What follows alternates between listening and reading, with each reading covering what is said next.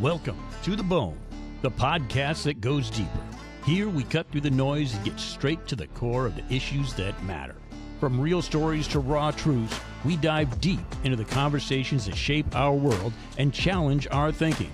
We're not afraid to dig in and get to the marrow of it all.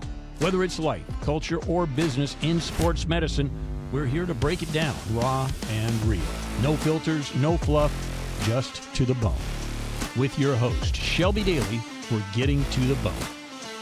This is a clinically pressed, approved CEU podcast.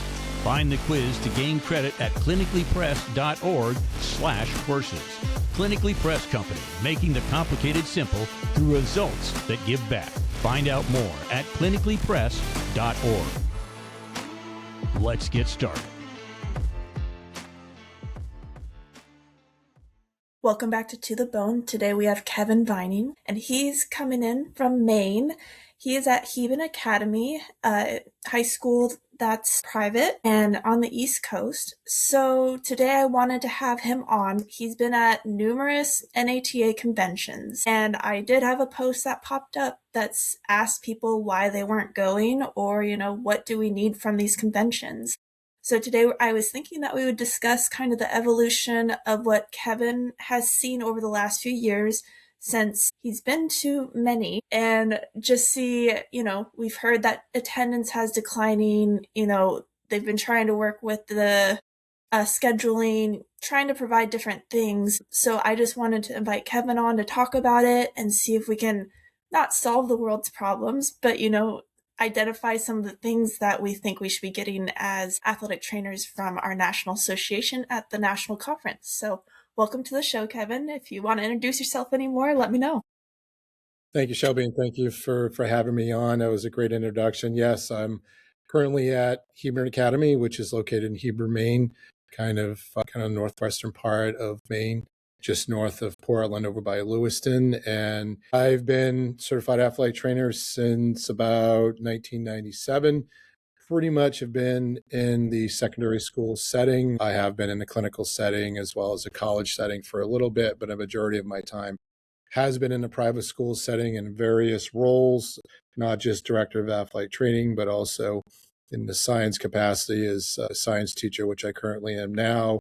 I've coached, I've been involved in the athletic department as well as academics. And so, yeah, I've had quite the experience, and kind of circling back to the main question, I've been to every single conference, obviously outside of COVID, since 1995. So that's what now? Almost 30 years? Yeah, long time. 30 different conventions. So when you were going, obviously that was almost, I don't know, was the 2000s kind of the peak, would you say, of athletic training conferences? Give us a feel of what it was like in the 90s through the early 2000s and on. I have to say it was really a huge push by my program director, Mike Wield at Sacred Heart University, for the students' education, as you know, in this profession is key, as well as networking, as well as getting to know all of the top people that are in our field. And what better way to do it than at convention? And so one of the things that we did when I was at Sacred Heart, we had a student athletic training program, and we did a ton of fundraising to help pay for our, the students to travel there. I remember, we drove all the way from Fairfield, Connecticut to Indianapolis. We did that. And then the following year going down to Orlando. That's when I'm like, okay, I need to come up with some money to fly. But, it was a long travel. But I mean, it was well worth it. And I still think it is now. We can get into the pros and cons of what it's currently. But back in the 90s, I think, obviously before social media really took off and obviously the internet and things like that, that was a key spot to network. That was a key spot, not just to see, previous or past friends or make new friends that are at different levels, but to rub elbows with everybody in this profession, from the top docs to, folks that are at the professional level, college level, all the way to, I remember spending just hours and hours in the exhibit hall, just hearing from all of these different corporations and seeing. That's where I learned the whole idea about a lot of different things, a lot of new technology that was coming out, and you get to ask them. They wanted feedback. I remember talking to brace companies and tape companies and be like, okay, this product was faulty in this way, or, I need something that can do this, I can do that. And so it was very, very important for me to make that. I mean, you asked about the transition, of it. And I think over the time, I know you are correct, in probably the early 2000s, that's when our numbers really, really rose. I mean, I remember trying to think what year it was, in Vegas. It was pre-COVID. I think we hit like over 12,000 people coming. And then now, the Philly after COVID was like 38. Orlando, I think, was 45. And then just in Philly, I think we were about 4,800. And so there's a lot of factors that did that. I think this is just me personally, NATA going to the hybrid model and allowing, I mean, I know they had to do that during COVID. That way we could continue our CEUs. I completely agree with that. I think the model that what they should have done is kind of gone right to what they did currently, where unless you're in person, you don't get any bit of the hybrid model. I think a lot of people enjoy the hybrid model because I will say there's so many classes to go to Mhm. within a 3-4 day span. You don't get to hit everything. There may have been a particular speaker or a topic you wanted to go to, but that's the same time you wanted to go to, say, a concussion talk, or, I always loved the Ronnie Barnes, NFL segments that he would do where they would just talk about all these case studies. And that sometimes was in the middle with some other talks. And so I get that. But I think what happened is they went either or for a couple of years after. And then obviously when things got going again, the cost and that was really, really a big factor, not especially for students and as you roll into the certified members as well. Yeah. Yeah. And yeah, so No, you that's, keep going on that. oh, big time. Yeah. Yeah. Yeah. With the Instagram or the post I put up about why people aren't going to NATA, I think cost was like the number one thing. I know this year Philly with the World Cup and the 250th anniversary was really tough. Yes. Prices were like, I can't even think of what the prices were from what I've heard.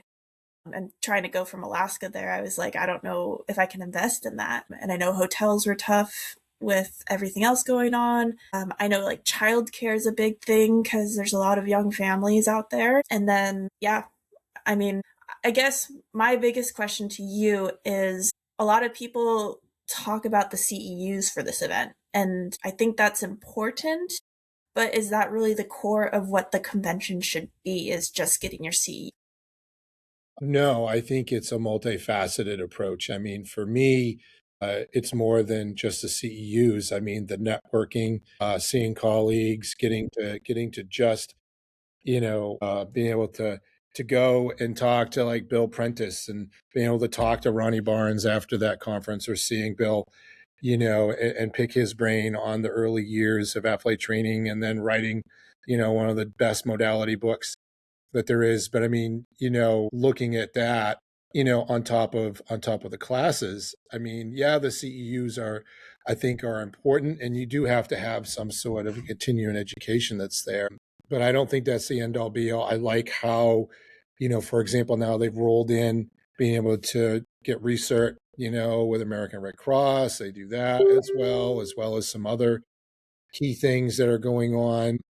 I think the timing, I understand, like you said, like with the World Cup and stuff like that. I think looking ahead and mapping it out, a lot of the ATs that are going to secondary schools. So, I mean, you can't be doing it too early in June, because a lot of folks are still in class and still working. And so, but you start getting too close to the end of June and into July, a lot of ATs are now either doing their camps or clinics, or you're getting close to 4th of July.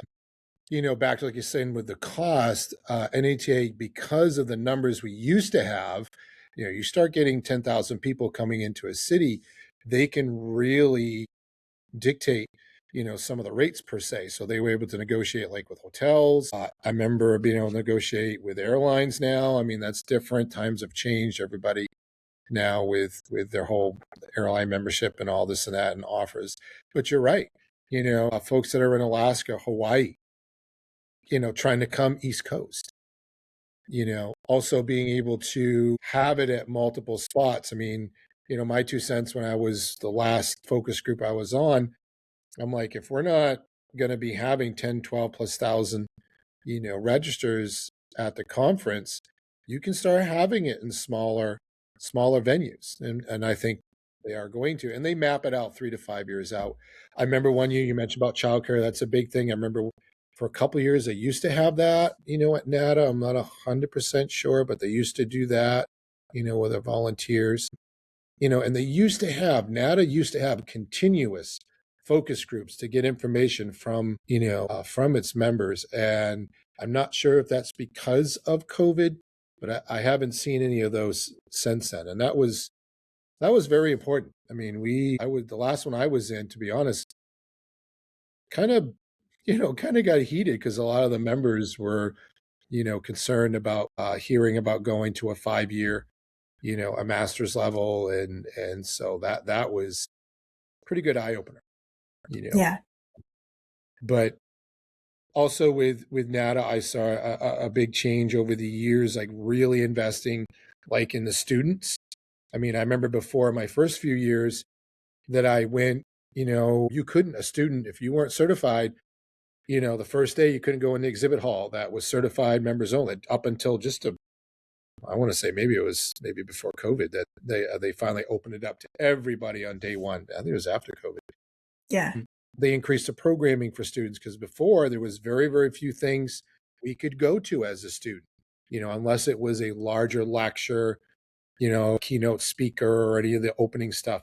There was very, very few things. And so they really, now they have a huge schedule. I mean, they used to do live surgeries for students. I remember going and like they would have prosected anatomy and do, full knee scope with multiple either PAs and orthos that were there. And they would have top docs that would be in the OR, would zoom in or wherever it was back then, but they would live cast street, from the OR and talk about procedure they were doing right then, whether it be a total knee or ACL. I mean, that was a big thing, as well, seeing all the different types of procedures.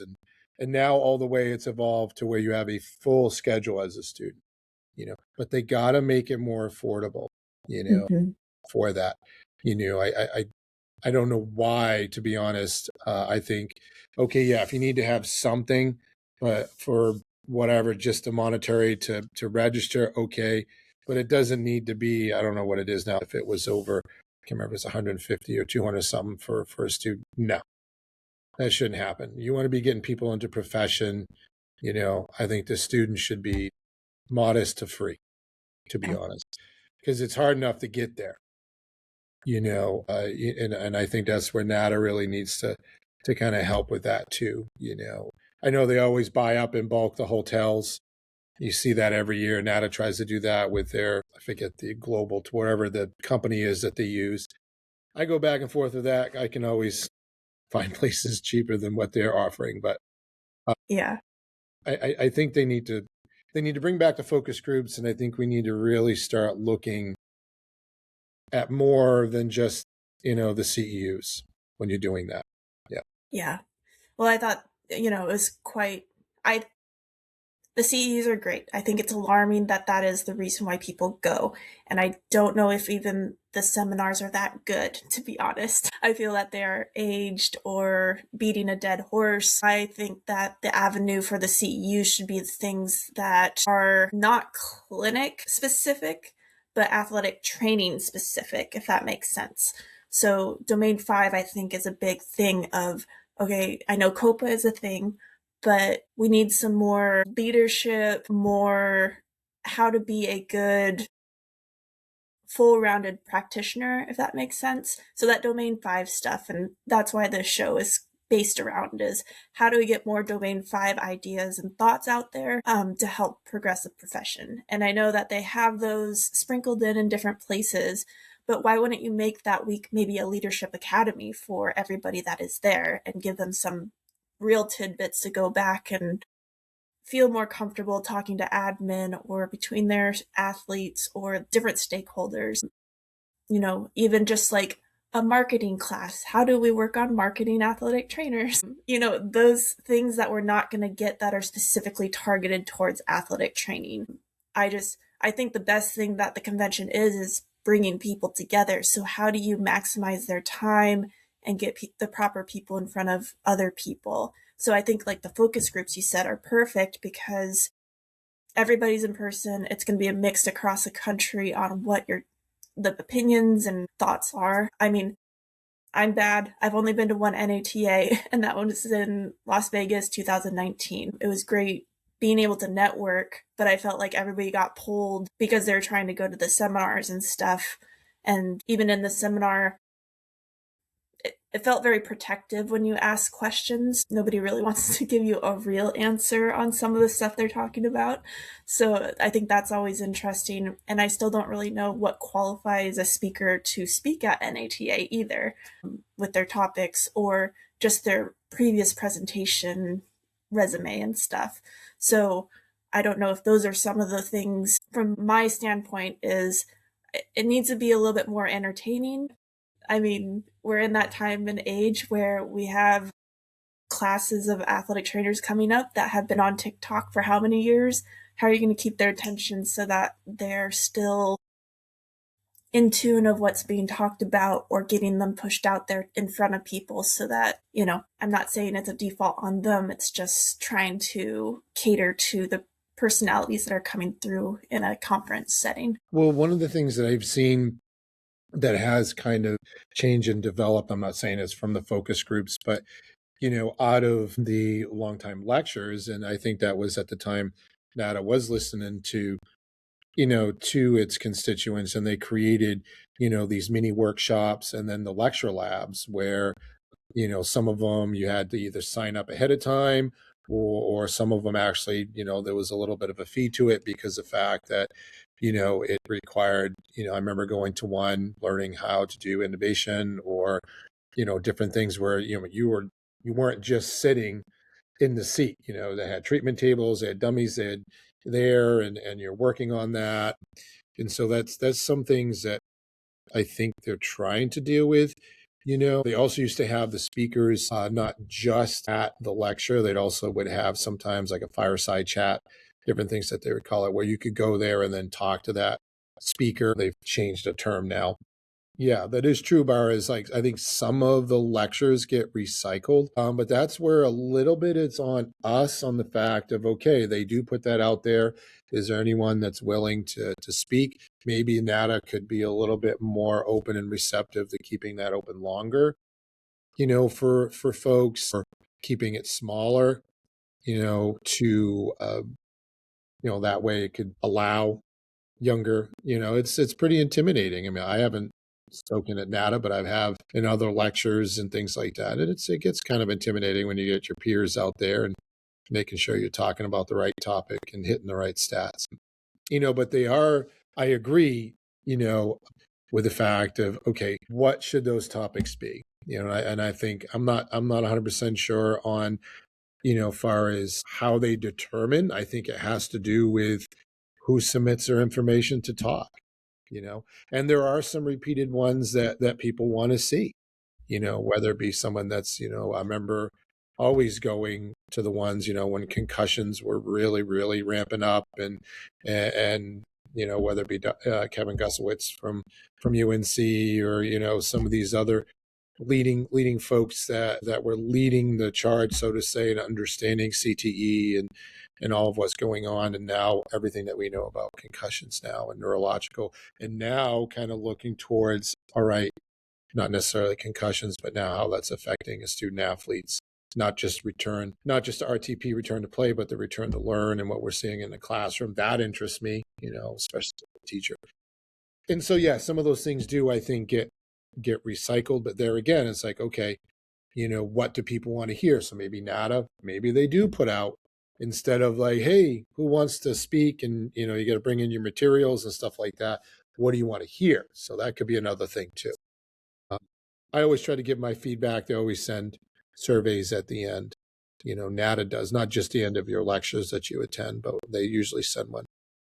And then that's what I put. I'd be like, hey, I'd like to hear, I know for a time where there wasn't anything for a talk, maybe one, if at all, about, the mental health of being a student athlete, whether, no matter what division, college, or even, even at the high school level now. And now you're seeing more and more of that, which is good.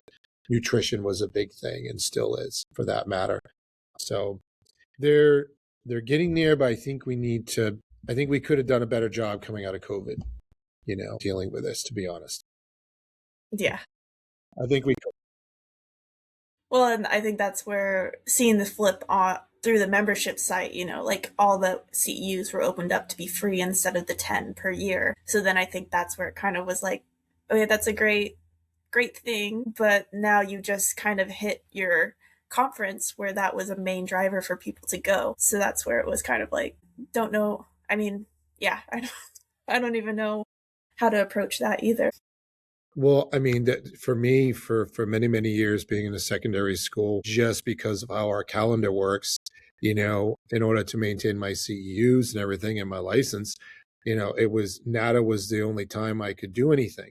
I couldn't make, my districts or the state, because usually that was, right after the new year, and boom, we were cranking right back up, you're right in the hockey season, and I couldn't make those other, whether it be, my state or districts, just because of my work schedule. I couldn't do it. Or, it's like when I did have a staff, it's like, okay, I tried to push them, let's all go to NATA, or at least one of us is going to go to district and states and the other one go to NATA.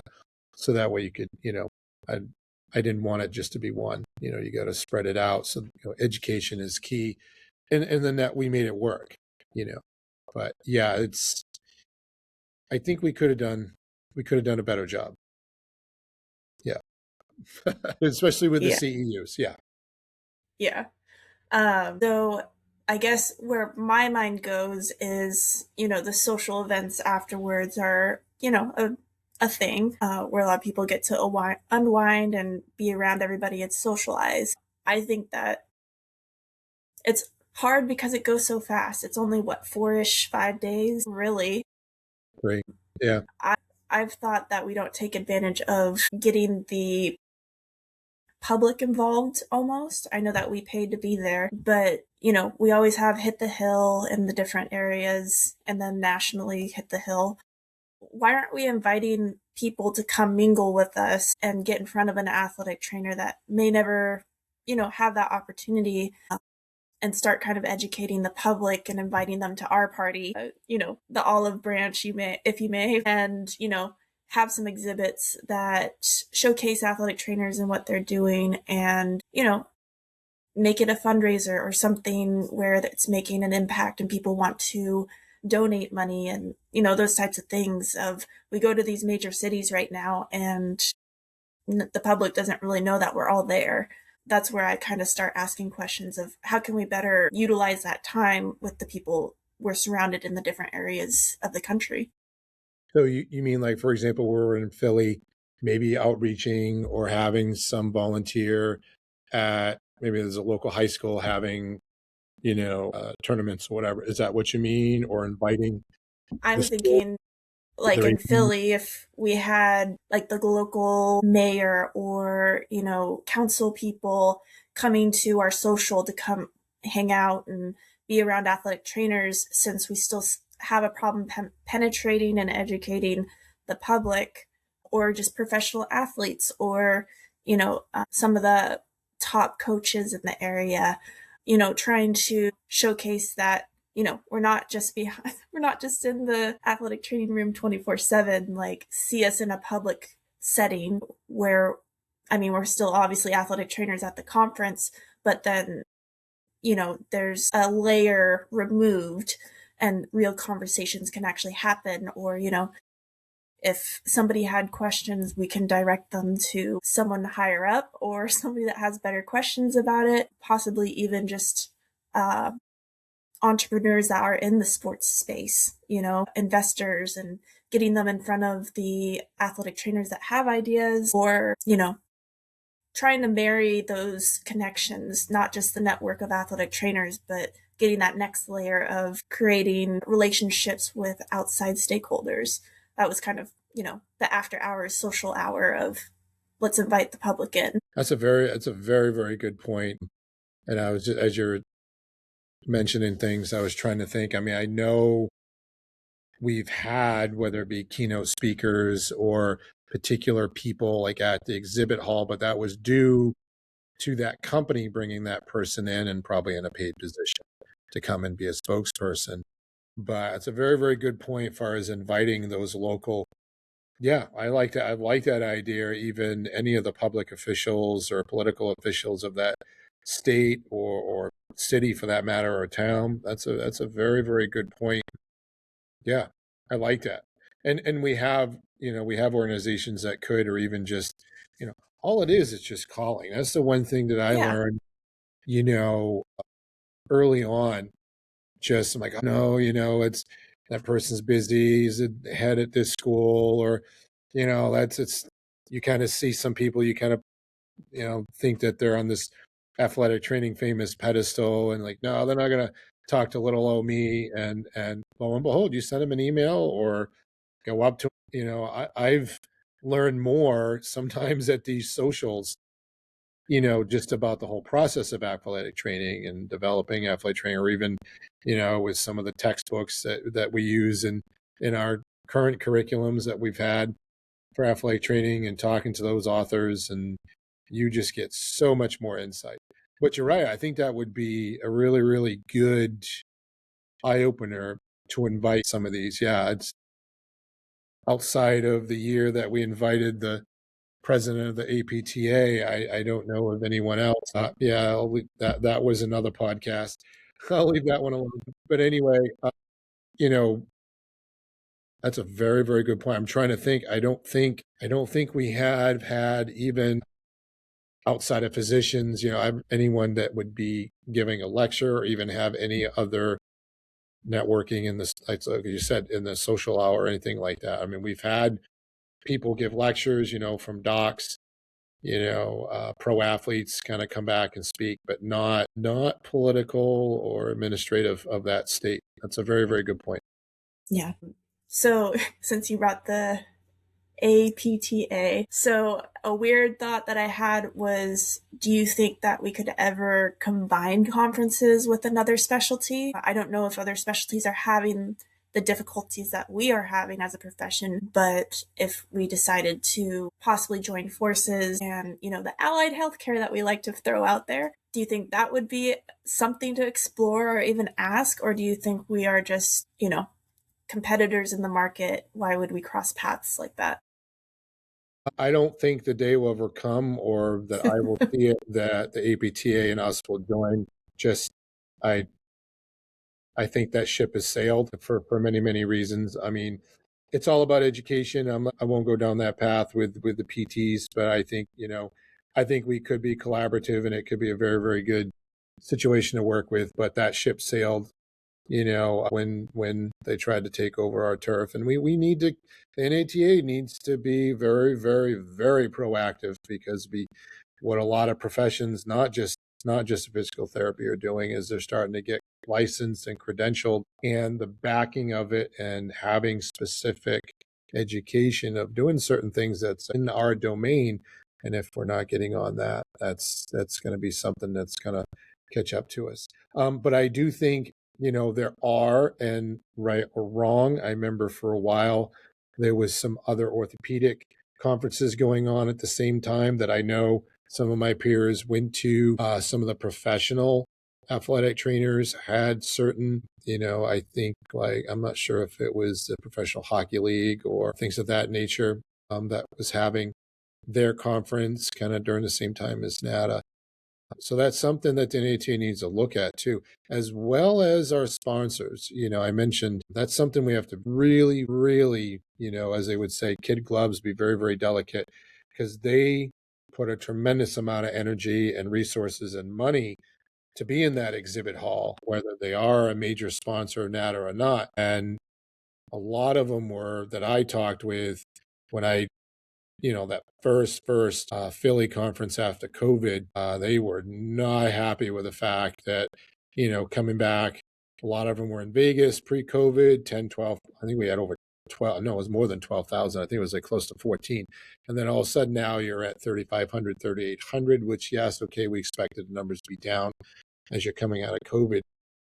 But you charge them the same rate per square foot for the exhibit hall and not having the foot traffic. And so there are a lot of people that didn't send their main reps or things of that nature. Or like in Orlando, it was very thin 2 years ago in Orlando. It was very, very good to see that Philly this year. It seemed like it was getting back. But I remember, in years that exhibit hall, I mean, there are some years I would spend all day because I would make sure that I'd go around, talk down the line, talk to ones that I could, see the main ones, see my main reps. I'd always go and see Wally at Collins. That's one of the first ones I would see, and bug him. But that's where I would learn, about the business, and new products and to give my feedback. I would see my brace companies. And, I remember one year I was going around, I was working at a school and soccer was taking off. And so, as the soccer cleats are so big, and you can fit everything you want in the soccer cleats. So I was trying to find something that I could use for a brace because you barely can tape an ankle. Is there a brace out there that would fit, and so I go around. And that's where I learned, about the different companies. And there were a couple companies. And then there was one that I really, really liked and stuck with. Been with them for quite a while. And they have all sorts of different braces, but this one brace would fit in a soccer cleat, and the kids liked it, and it was durable. I could wash it without falling apart. You could put it in the laundry 2, 3. I got some that were 10 years old and still working. So, yeah. And so that's where I think, NATA really needs to be careful too, because that exhibit hall, yeah, okay, you get the free swag and, you get a t-shirt and some free products, which is always key to try out and stuff. But we not careful with that, that really helps offset the cost, too. Yeah. But like you said, maybe getting with them too, and that could be other ways of drumming up, support for the students or help offset costs. Yeah.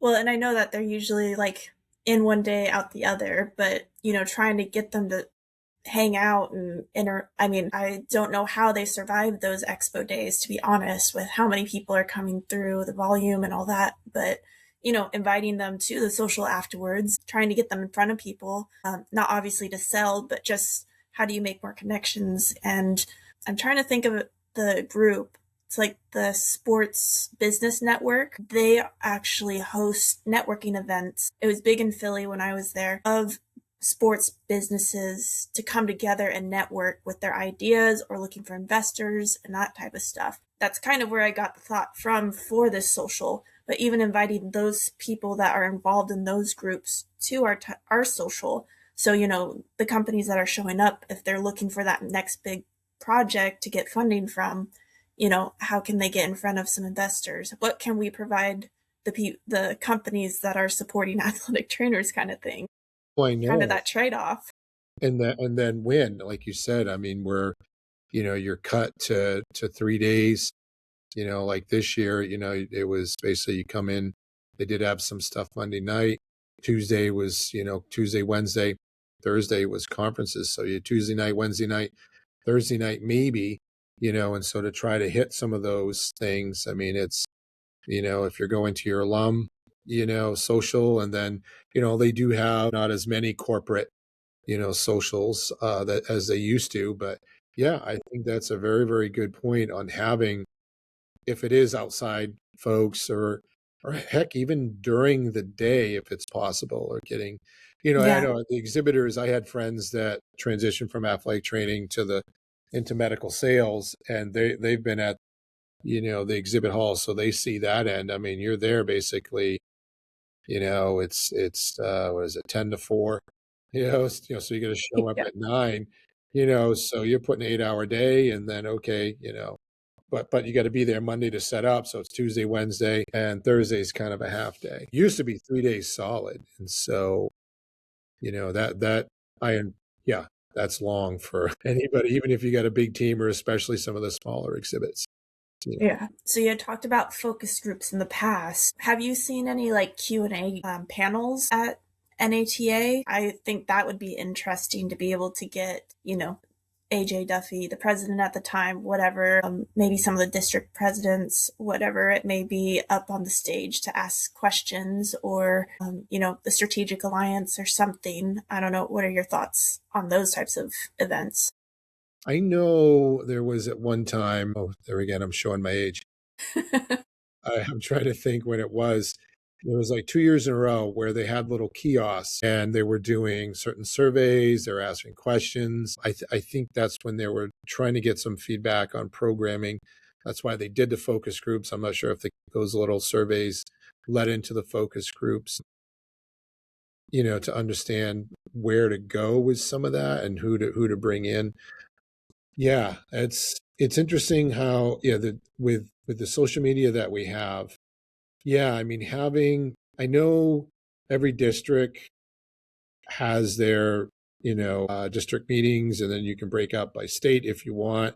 There's times to talk there. I mean, the president does come around a little bit to talk, but you're right. Is there a time where it's like, okay, this is just Q&A time, and let's have at it, whether it's crickets or whether, knowing most athletic trainers, you're not going to be sitting in a room and like, oh, no questions. Okay.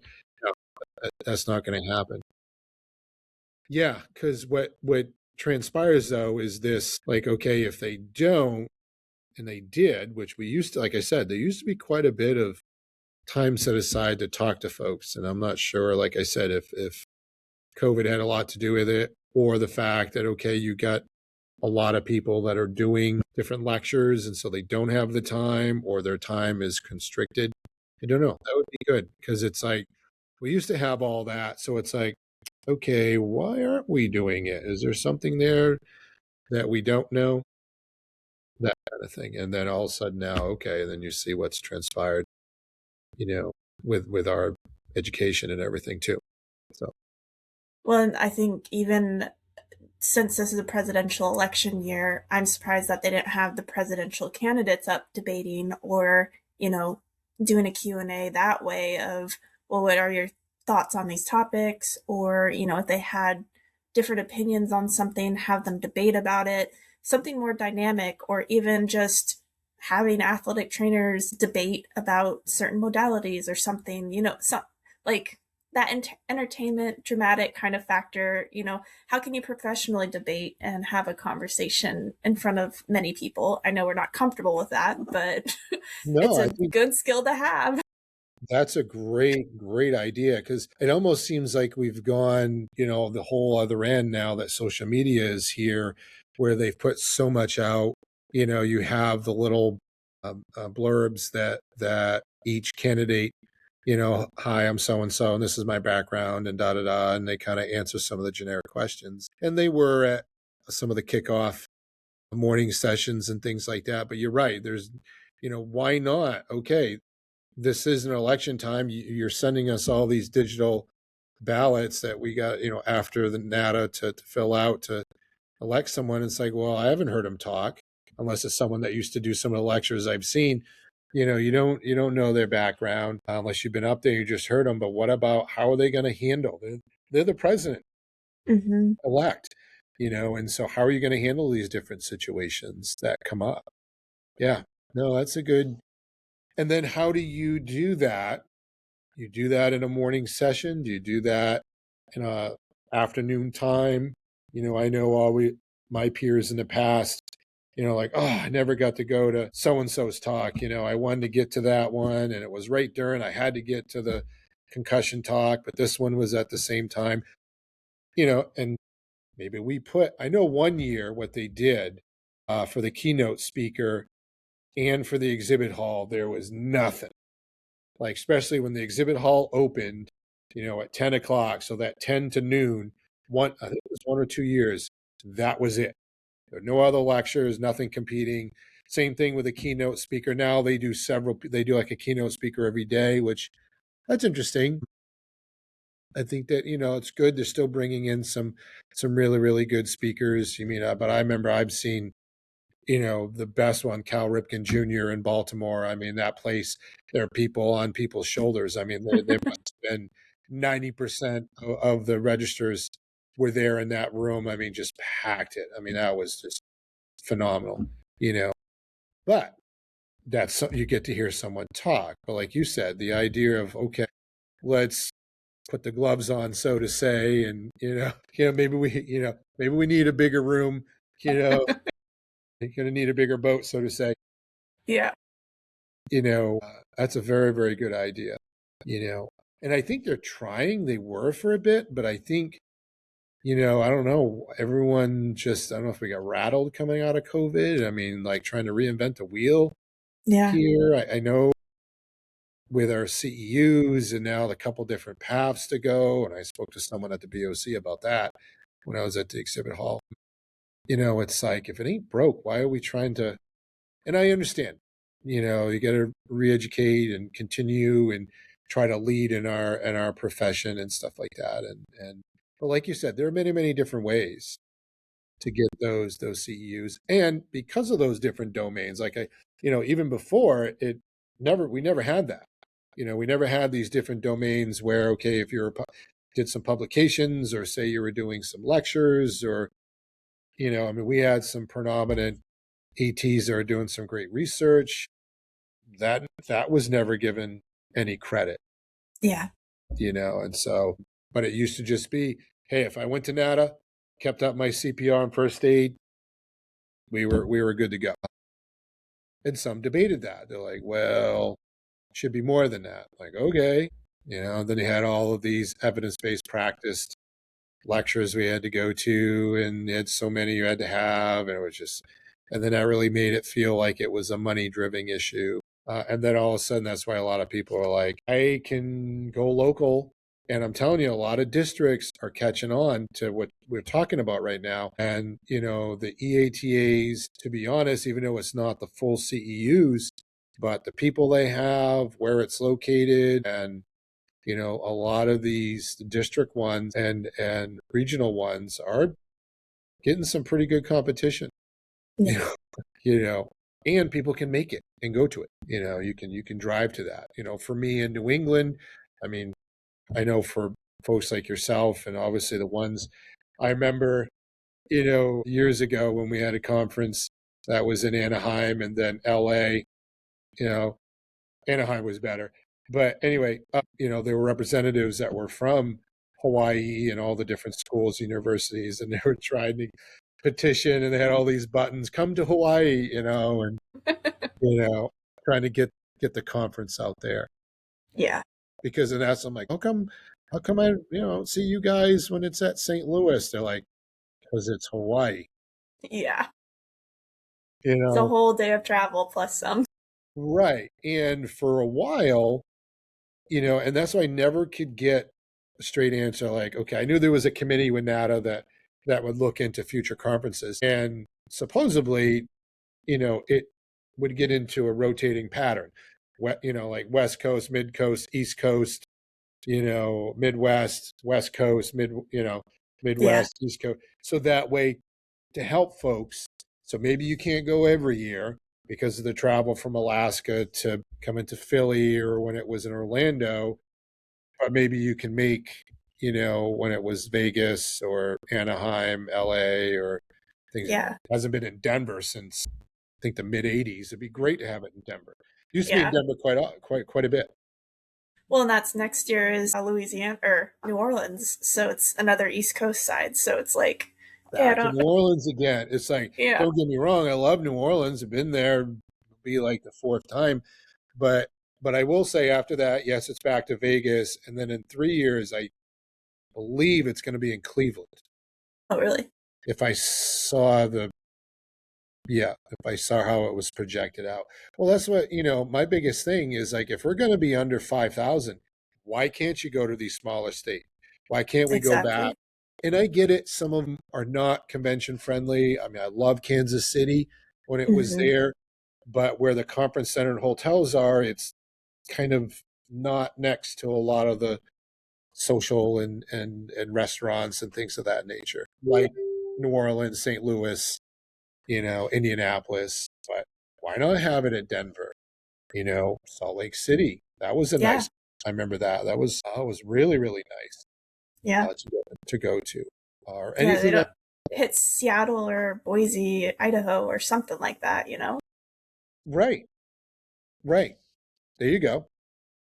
Why not? Why not these other ones that, like I said, I used to be able to buy the excuse like, well, it's 10 to 12,000 people. You got to have a big hub, everybody coming in. That's why we can't do Boston, can't do Buffalo, can't do New York. I'm like, really? And then they're like, well, that's expensive. And I'm like, okay, how about the Yeah. last 5 years? And I think NATA, what would really, really, well, they do, well, they have that within, they ask you that when you register to really look at the demographics of does your school or corporation help fund some of that, or like you said, because of we can get some of these politicians, investors, administrators in there, maybe there's something out there, a bigger grants or funds, or even if it's state level, federal level, that ATs could apply for, Yeah. to help offset that, because it's not cheap. I've Yeah. been very, very blessed to have the schools I've worked at to help fund it, whether it be 100% or a certain percentage.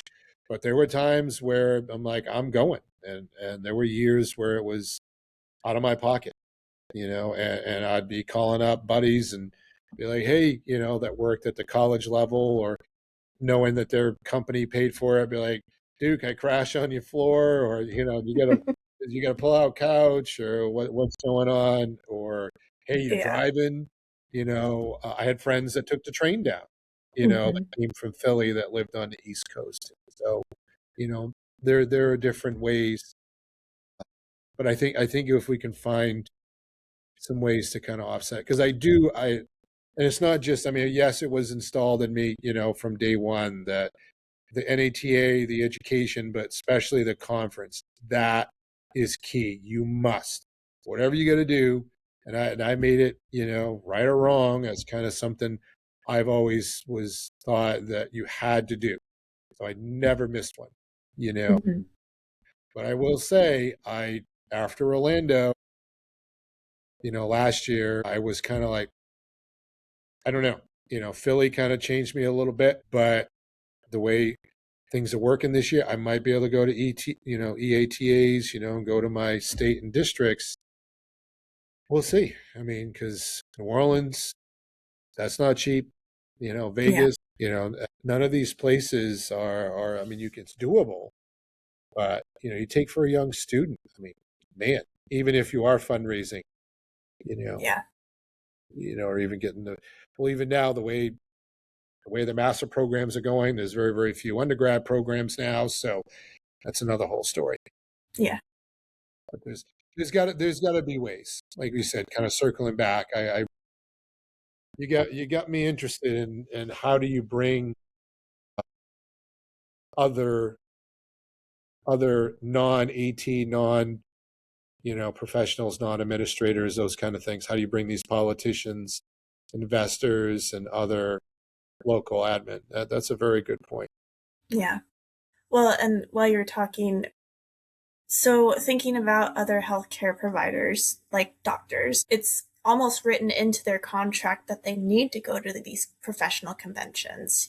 I know I was at Philadelphia Hospital, and we had some top surgeons there in the orthopedic department, and they were gone possibly almost once every month, once every other month, and they were going international for stuff. And I mean, I know that they're performing surgeries at some points too, but how do we start getting that written into our contracts or our employment agreements that these are important things that we need to go to? I should not have to burn vacation days to be able to go to this, is the first thing.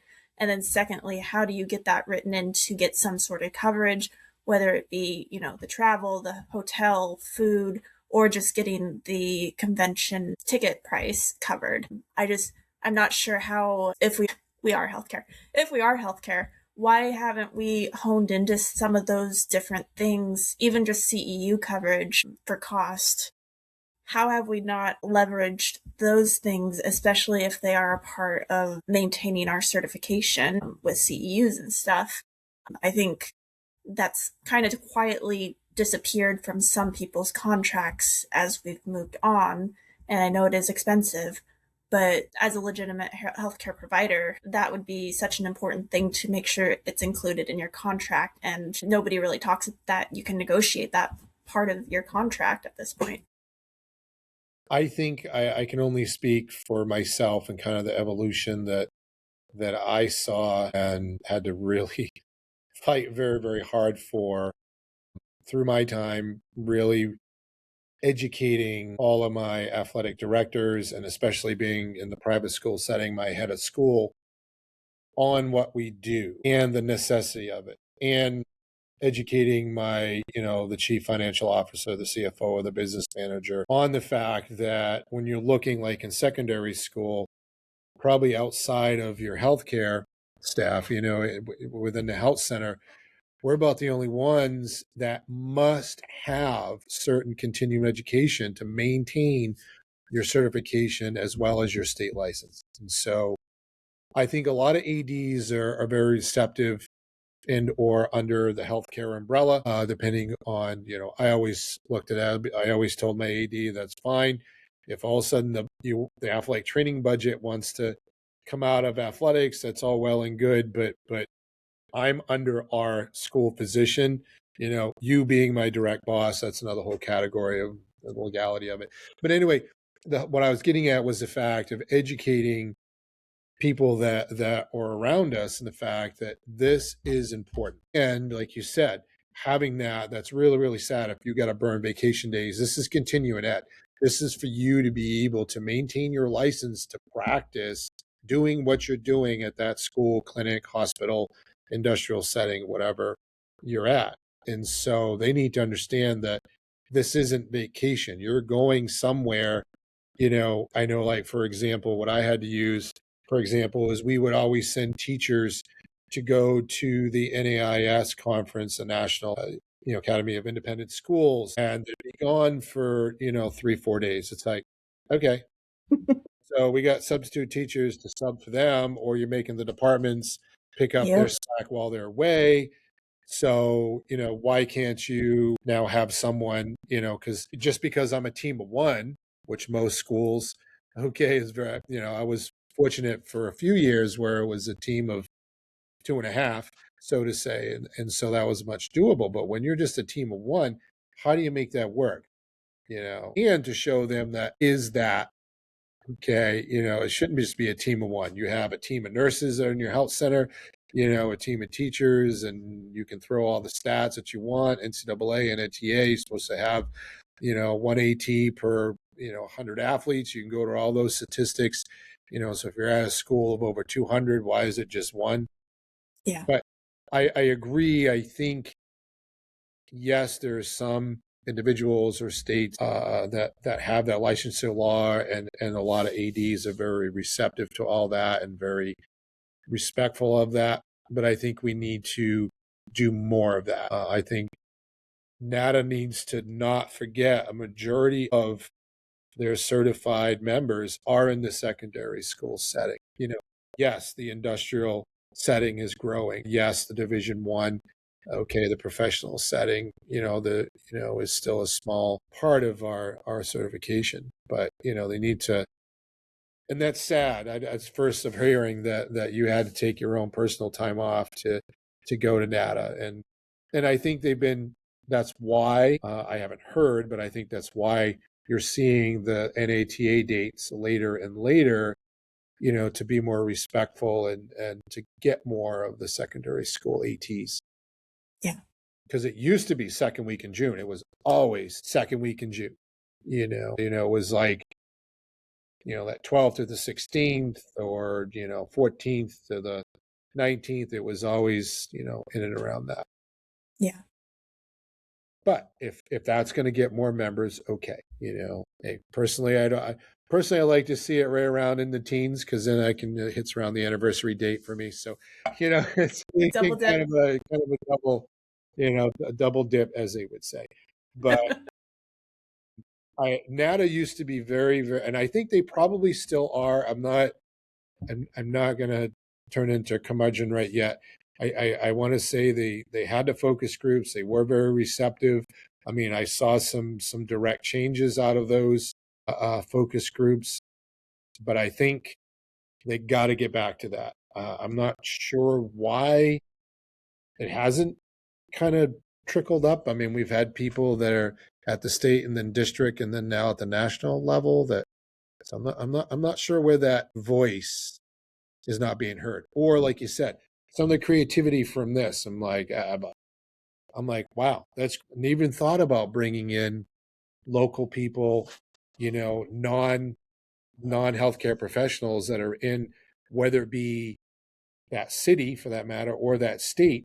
Bring them to lectures or having.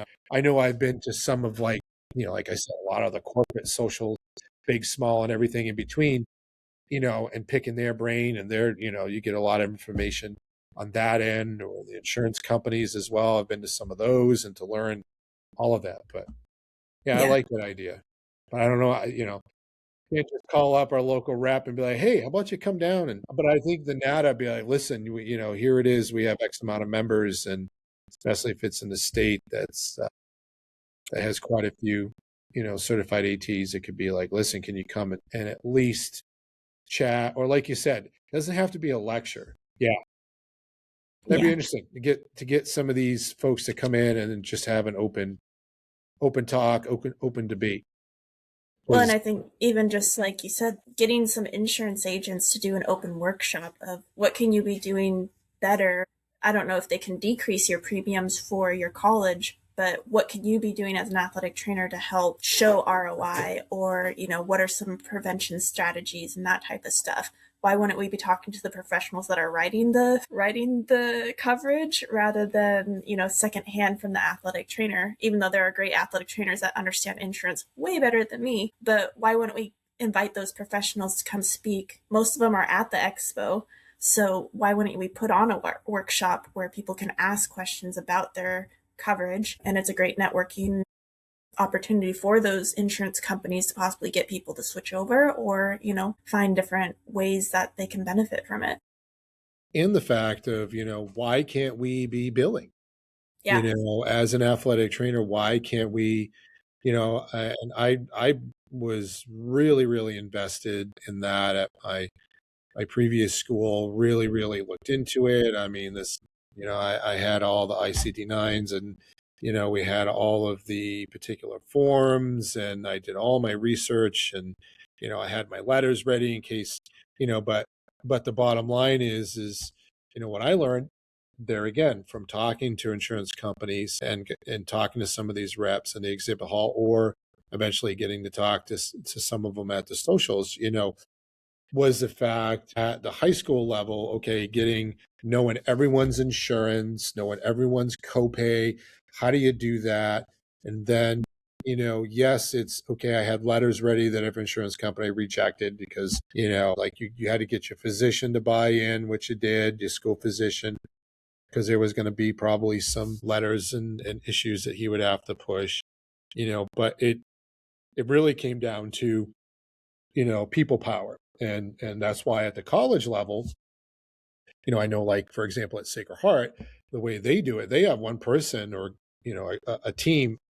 They're all about the insurance. And so it goes through them, and that's their forte. And they have a really, really good underwriter as well. Works very well with them. And so, yeah. And why not have those, and I've been to some lectures way back when that was a big thing, trying to get, billing and then getting your, the NPI number and all that and how to do that. But that was from like us. It was either other ATs or at the college level, but you're right. Why not get the insurance gurus to come and talk and someone from Medicare and Medicaid to come in it's and why are some states working well and other states it pulling teeth?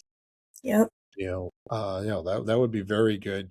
And then, yeah, outside of, like you said before, getting these people in outside of just hitting the hill, you know, uh, which is good and we need to do. But I think if you get some of those people in, they're really going to see what this profession's about, outside of the one, when we hit the hill, because we all know politically, we're not the biggest organization when it comes to PAC money and being, especially at the federal or state levels. So Yeah. I Yeah, just think, breaking the mold, because how many hit the hills for other professions are going and bugging them in their office? well, How memorable are we actually? correct. And not only that, I mean, when you look at some of the other PACs that are out there, ours is, even though we have a really good one, it's Mm-hmm. very well supported, but it's not that it has a ton of fun from the NATA, and we're like one. There are other organizations out there that have 10 times the number of PAC and PAC money that we have. So there's got to be, different ways. And I think from my standpoint, it usually is the personal experience and getting in front of that person.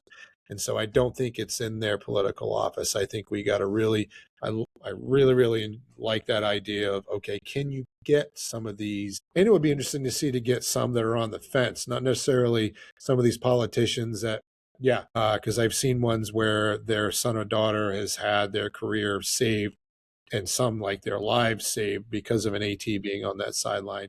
Yeah, it'd be great to have them come in too, but they're buying in. Okay, how about you bring a buddy that that's across the aisle, so to say, that really doesn't know much about the profession or kind of have a horse in the race, so to say, and to really get them educated, or Yeah. someone else that's not political. Maybe it's in Yep. a different company, you know. And speaking of companies, I mean, the industrial setting, that's another, big field that athletic training is venturing into, especially manufacturing. Yeah. I know some peers that are at the industrial level and doing some great work. Yeah. And they, it's hard work, but the company loves them being there. They love being there. And I'd never even thought of that. Mhm. Working at these different facilities is like, well, shoulder's a shoulder and ankle's an ankle, whether, you've heard that one, whether you're at the pro level or whether you're at, the industrial setting or even down, in my field, high Yeah. school. Exactly. Yeah. So yeah, I mean, I think there's a lot of different ways we can take it. It's just trying to figure out what's going to pull people in. And I mean, even the keynote speakers, yes, they've been great. I've always wanted Dana White to come in from the UFC to talk about his performance institute, basically, and how does he work with the medical professionals. Like, to me, it seems like a very tight knit group, even though it's, international at this point. Like, how did he build that from the ground up? And what were the key aspects? What can other departments learn from it? How do you bring in other stakeholders? Those types of things, that from the business aspects of how do we get this to explode for athletic training kind of thing. I think that's great. And looking at, having him come in, like I said, maybe somebody, that employs numerous athletic trainers in the industrial setting. I remember there was a talk from, I think it was a director that was, I think, for the Army. I can't remember. I don't think it was at West Point. Might have been the head athletic trainer at West Point, but talking about doing athletic training work in the military and how that's vastly different, especially when you're going out and you're going out on these expeditions and things of that nature, and what you see completely different than even dealing with, Division I or professional athletics, or any of these, extreme sports, or maybe somebody Mhm. from the WWE that comes in, or yeah, that's a very good, to open those doors, because the bottom line is we if we're staying at 4,500 to 5,500, and you have, I think, I'm trying to remember now when I looked at my last notes, I can't remember how many certified members we have in NATA, but I think we got to be close to over 18 to 20. If there's not, I can't remember now. So if you only got a quarter of your population coming to your conference, when you had over half, Mm-hmm. you get this something, they should be reaching out and like what needs to change. And, Yeah. the cost factor, yeah, maybe there, like I said, maybe there are different ways that NATA can explore at reaching out to different states and grants, federal and state grants that people can apply for. I know part of mine, through my school, there was a local state grant, Alphon grant that helped teachers in continuing education, and that grant helped pay for, I can't remember if it was, I think it was up to half of my registration. So that was a little bit. So I helped the school out, and then the rest was covered, by my school and trying to work with, within that and different departments too, Yeah. so that also, I think it needs to be talking like, okay, how can students, or how can a young AT, because that's the other thing, a lot of athletic trainers coming out of these programs now, right or wrong. I came from an internship program, so I kind of have a little special, place in my heart with that, so to say, versus, and I get it now, litigious society, you can't, when I was taking care of our baseball team at Sacred Heart, which was off campus, and I remember going to my old director and I'm like, what if I need backup? And he's like, gave me a handful of quarters. He's like, pay phones at the end of the parking lot. He's like, call me if you need anything. I'm like, okay, but we'd always have a lot of debriefings, and there was a lot of hands-on stuff that we would do, Yeah. within our internships and stuff like that. But you needed hours too. That was the whole thing, I needed over 1,600 hours, before I could sit for my boards. And now it's peanuts now what you need. And you got preceptors, and you only have so many kids per preceptor, Yeah. But the bottom line is okay, if we're doing this and we're continuing this education as well as the master's level entry, we should want to be able to put some onus on the conference, Yeah. and then how can we, and, like you said, maybe it's bringing in these investors, and they're like, okay, maybe they would help fund 100 students, 500 students, 200 students. Listen, you apply for this, there's a certain application, and then, okay, you can get a grant, so to say, for to offset the registration, or maybe to offset travel. And, Yeah. that was one of the biggest things for me, how I got involved in even just at Sacred Heart and just in the student government with the student athletic training, program, and to fundraise, because it's like, dude, we need to go to this. So, whether it was doing a bottle drive, or whether it was, going to some of our, companies that not sponsored, that we bought stuff from, that were local, and be like, hey, how about $100, Yeah. I mean, Well, I'm sure there's some nonprofits and stuff too that would gladly help out. It's just nobody's approached. that's some great ideas to see. And I bet there are probably a lot of other, and this would be great to hear, especially as this goes kind of public, this podcast, to hear from people, if maybe they do, maybe there's some out there in certain states where they have state grants that are very, very generous.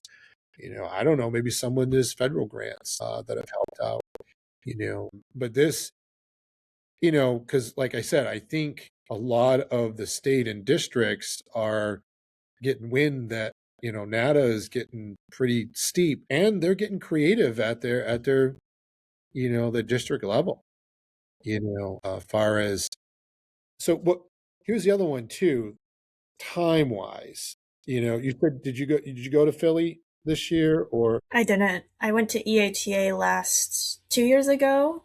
Was Okay. that a year or two ago? But I wanted to go to Philly, but then with everything else going on at that time, it So what was seemed the very last one you went difficult. Yeah. What was the last NATA you went to?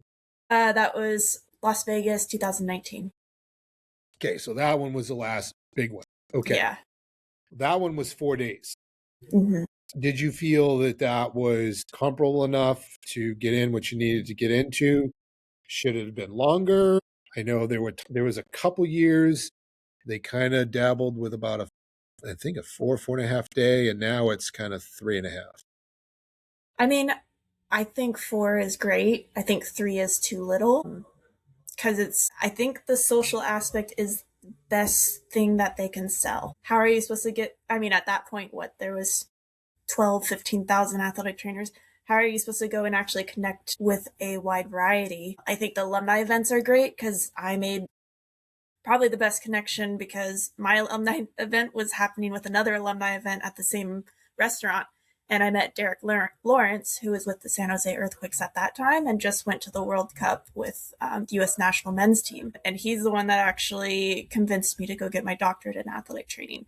So that's a memorable thing for me from NATA. And I don't think people are taking advantage of that. I mean, that's what it used to be. Was I'm sure they did live interviews for people for jobs that were open, or you got your resume in front of somebody, or you got to talk to someone in person, like that's the thing that I wish that I could get over the money portion and just do it.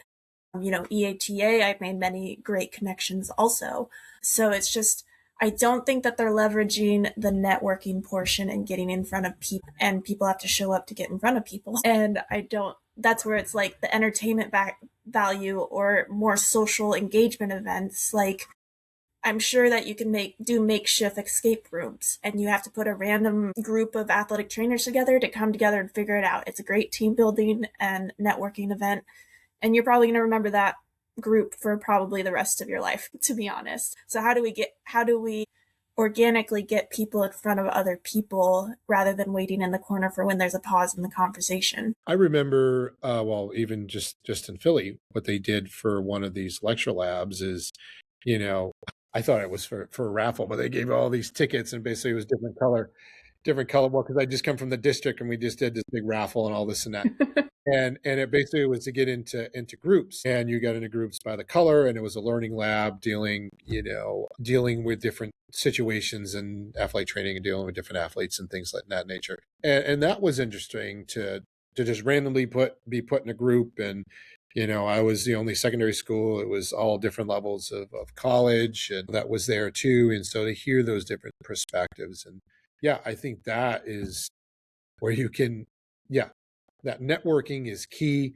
I think, especially the alumni. I mean, I love going back to mine. It's the only time I get to see some of the recent grads, and there's a scholarship that a friend of mine and I, started because of one of the people we graduated with, who passed away. And so that developed over the time into helping students come to NATA. And so that's something near and dear to my heart. But I get to see those past recipients, but also to get to see the new program directors and just so you got that one, and then trying to go to some of the corporate events that they have. And, even just because you get to see, when are you going to see some of these CEOs of some of the, whether it be insurance companies, corporations, where you shake their hand and be like, thank you for your product, or give them constructive feedback, be like, dude, this product was no good. Yeah. I've been able to do that, and they love that. They want, and I would want that if I was creating a product, and especially being out there. And that's why they pay the money to come to the exhibit hall, so exactly. They can to get our feedback. But we need to get, like you said, the last one you went to was Vegas.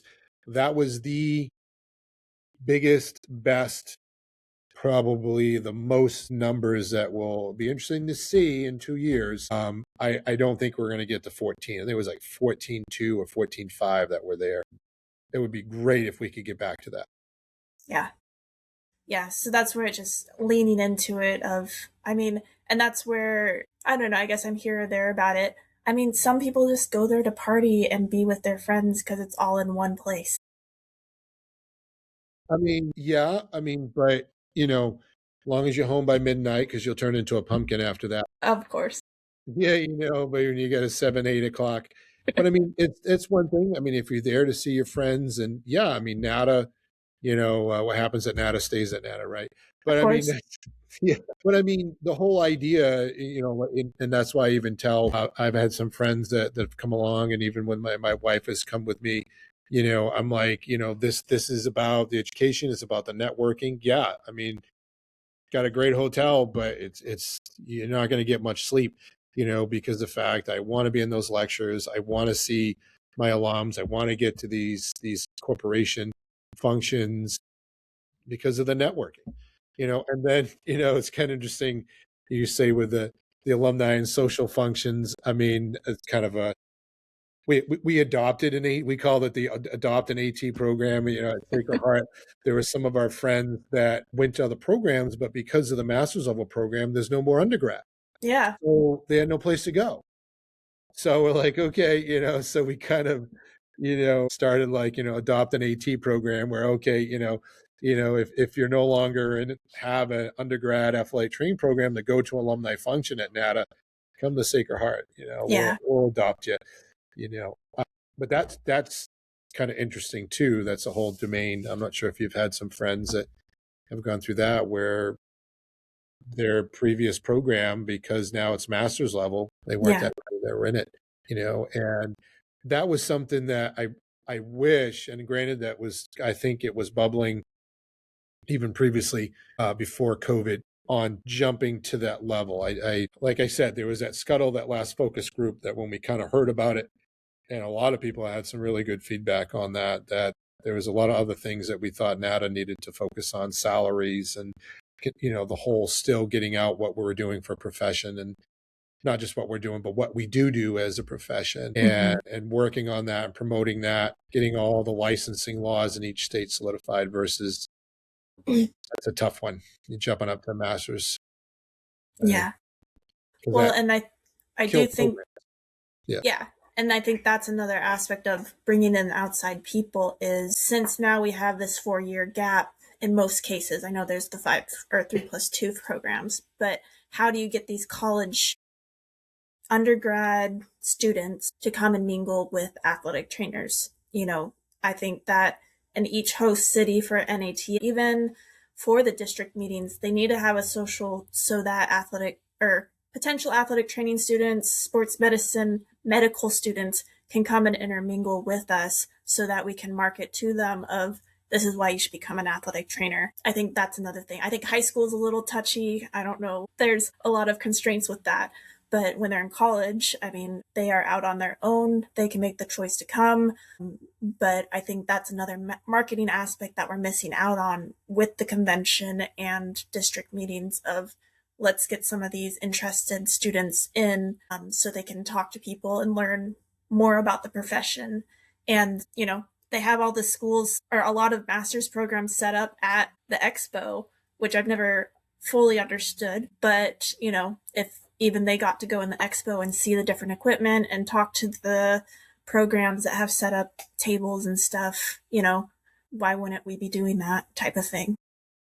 So basically you're saying, putting it out there, that college students in the area that we have NATA, say it was any college that's in and around Philly, you can come to the expo, hear about the grad programs, maybe have a particular time to mingle, a social or some sort, where they could, in the afternoon, just rub elbows with any certified. Yeah. I mean, why wouldn't you help the marketing of the profession? Because I feel that's, we were technically a stepping stone for many other educational specialties. Physical therapy was a big stepping stone, PA. We don't have that anymore. So that educational aspect to the public is missing in the undergrad level. So now we have to think next level of, how do we get the name out there and get more people to want to go to the master's level to become an athletic trainer instead of a PT or something else. I'm still mind boggled in the fact, I mean, love to hear your opinion. I mean, got your doctorate, so love to hear what the doc has to say, going through that education. But also, I mean, you've gone through an AT program as well for yourself. I guess I'm concerned is like, so they're getting everything that took me 4+ years to learn. They're getting it all in 2. For the 3+2 or the doctorate? Masters, because you can masters. go into a different program. You can come in, you can walk in, even if it's a 3+2, but say you can go to a master's program and just have a degree, and it can be exercise science, kinesiology, biochem, whatever, but you're not. And then, so now you're going into that 2 years of a master's program, I don't know. I just think that I that's too much in a short period of time. I think it's not dismissing anybody coming out of the program right now, but I think the quality has decreased. I think that Katie and the programs really need to drive down on what prereqs need to be required if we've gotten rid of the undergrad. I know Yeah. I did a kinesiology at Pacific Lutheran. It had been grandfathered in right after me, but it was a pre-athletic training and health and fitness management double major is what I did, which was great stepping stones into the master's. But I did my master's to help. I didn't know it at the moment, but it was supposed to give me a competitive advantage at the end of the day. And now that's gone, and I'm making as much as bachelor athletic training. No diss on that at all, but I'm not sure when education has an edge on compensation or even just specialization. And I think that's where many programs that had masters should have possibly doubled down and been a concentration in some sport, some aspect of athletic training, not just a general athletic training degree.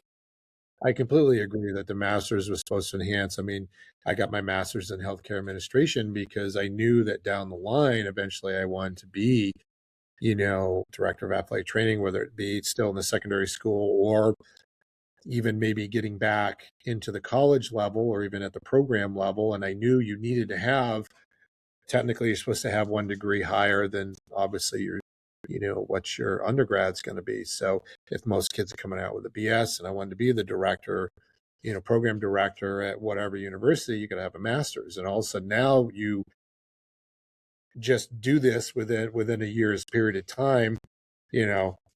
Old folks like myself, it's going to take me 3-4+ years to get a PhD. I'm not going to see the ROI on that. So why would I do that?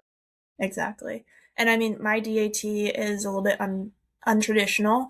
It was entrepreneur, leadership, and globalization based at FIU. And the reason I did it was I could have gone and got my MBA, but I wanted to be surrounded by people that actually knew what athletic training is and how can they help me with my ideas, because I'm not having to re-explain it to every single stakeholder I come across in my program at an MBA.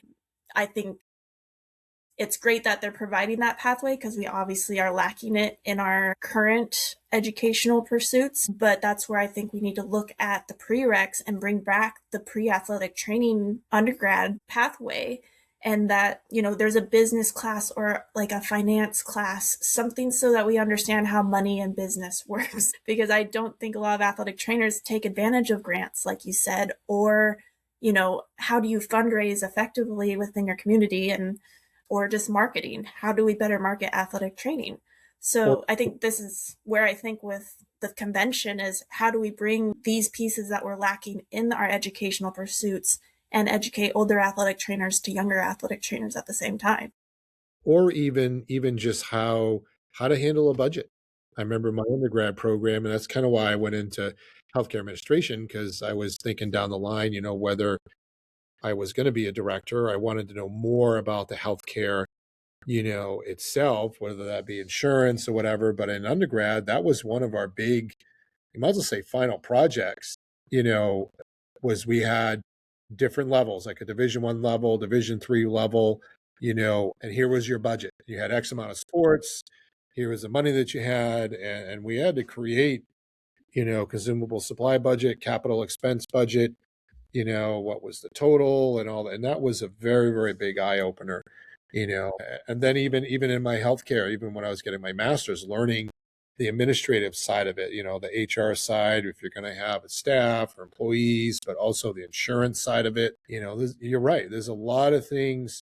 Now, I can't talk from what, I was just quickly looking over the app from Philly to see what students, because they have a huge student program. And I think that was a really big thing of that NATA did very, very well, was bringing those programs in for those. And I remember as a student going through and them pushing the fact of, when they would have going to the career center, like you were saying, and now because of the digital technology, a lot of it is done, online, but they still do. I remember my director at Sacred Heart, that was the one thing, kind of a love-hate. He's like, yep, he couldn't go to some talks he wanted to because now he's got to interview because he needed 2, 3, 4 TAs that year because, 2-year cycles. So, Yeah. it's like, okay, but you got to see the face to face. Like you said, that means a lot when you're Yeah. doing.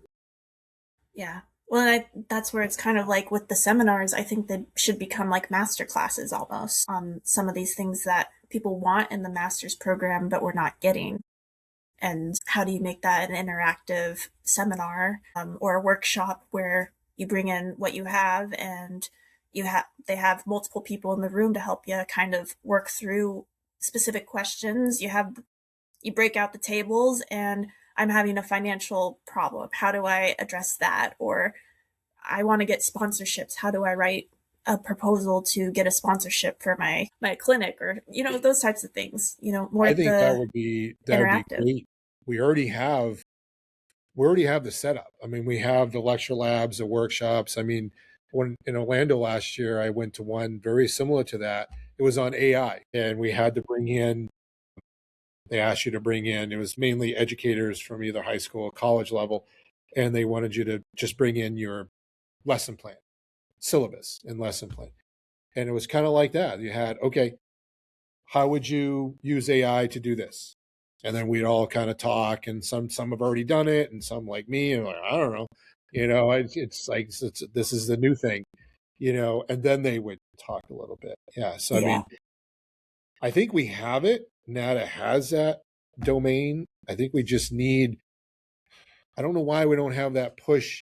I don't know if they're not listening, or maybe just there's not enough voice out there to be like, listen, we Yeah. need more of these just kind of open forums, Q&A, not just, okay, you and I are doing a talk and okay, we got 15 minutes after. Well, yeah, well, most people got to go to the next one, which is the other end of the conference center. So that, we need that time to. Yeah. Well, and that's the thing is BOC and NATA should be like best friends. So like I'm sure BOC could give tips on how to get continuing education credits while doing these more ambiguous courses or whatever, like, making sure that they're hitting the proper metrics. But, that's the thing is I feel like we're kind of rigid cookie cutter sometimes, and Yeah, we have the resources, we have the people that can approve these things. I remember when I was in grad school, okay, I'm taking all of these healthcare administrative programs and all these classes that could directly have, I mean, I was bringing it right back because I was a head AT at the time, bringing some majority of these things back to my school. I actually, my thesis was on creating a community health program and kind of a nutritional awareness program at the time. And so I was able to bring that right back. And I remember I'm calling Nat, I'm like, why can't I get some credit for this? Why couldn't when you're going through your doctorate or when you're in a master's program, any student that's doing any type of work that's directly affecting athletic training, why can't we get something for that? And I think you probably can now. I think there is a way, Yeah. I don't know what domain, but I remember back then, I mean, this was early 2000s when I was in grad school, and they haven't really, opened up the different domains. I know there were certain CEUs if you were public, had publications and books and stuff. But we need to do better at that. You're right, with the CEUs, or I mean, I was even in a focus group when technology was really kicking in. They were like, well, should it be, you scan my badge and I get so many CEUs per talk you go to. And I'm like, you can do that, but then, there's always ways, it's like, and that's why I like, okay, how about we expand what we have for, what we have to offer. I go, so that way we're bringing more people want to stay there and, go to these different workshops, and that's why I like these learning labs. Those, I mean, there Yeah. used to be a bunch of them, which was great, all the way from learning about, they even had some chiropractors coming in and learn about SI stuff. I mean, they had, like I said, I went to that one about, emergency medical services and intubating an athlete. And that was very, had all the dummies. Like I said, that was really, really impactful. And we need to do, but why can't we do that with fellow ATs? Yeah. Well, and I think it's getting into the mindset of what can you offer in person that people aren't going to get online. And I think that's where they shot themselves in the foot is you can film a seminar and put it on the internet and people are going to have the somewhat same experience. So how do you turn that around where it's experiences that you really do need to be there in person? I mean, why wouldn't, so when I was in my undergrad, I was in an adaptive PE class course, how to work with that. I had to do a presentation on CPR. Nobody really knew what our topic was. So we were doing like, how do you properly warm up? And then we had someone act and do a cardiac arrest. And then we pulled out all the CPR dummies and then we went through it. Why aren't we doing like mass casualty simulations, like catch people off guard and let's evaluate how people are doing things? When I went back to Sacred Heart and their clinical lab, they have the full dummies, the full head to toe. That's all digital. I mean, you make it have a cardiac arrest. I mean, you can control its heart rate. You can have it bleed out.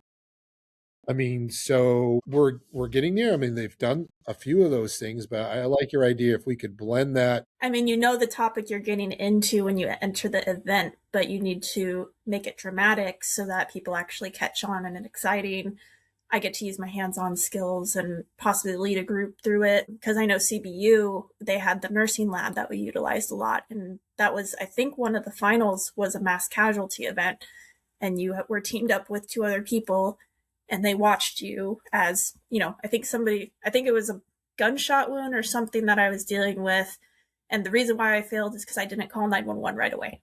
But it's how do you react under pressure? And I think those are, some of those liability things that everybody talks about is if you're working out there by yourself, who knows what you did wrong? You don't have anybody that actually knows how this is all supposed to go. So why wouldn't you do it when you're around other people that can give pointers and stuff?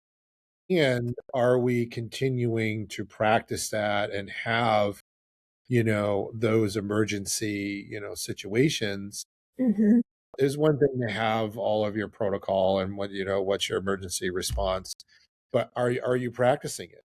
I remember even just at my current school, even trying to get it once a year where I could either get all the coaches together to do a turf scenario or trying to do it, God forbid, during hockey season and on ice scenario of just what do we do when an athlete goes down? Who has what, who's calling, who's making, who's controlling this and the whole, all the way down to, yes, okay, obviously calling 911, but once the athlete, obviously getting a hold of whether it be your administrator on duty or the health center if it's during the day and paperwork that's needed or any of all that stuff, then contacting parents. Yeah.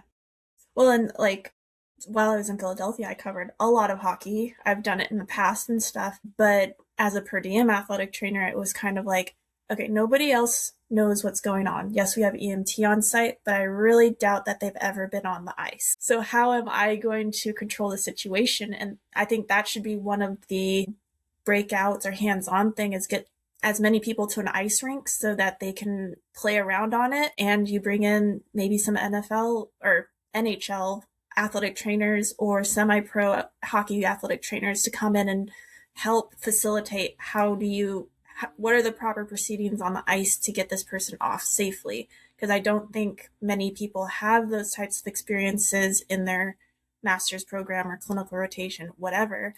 So how do you create these environments that not everybody has access to, but are probably going to have to deal with at some point? Correct. And I remember going to, I wish there was some hands-on one, but even just, I think it was the head AT for, it's either the Kings or the Sharks, whatever, day in the life of a hockey athletic trainer. And I was just like, oh my word, they filmed it.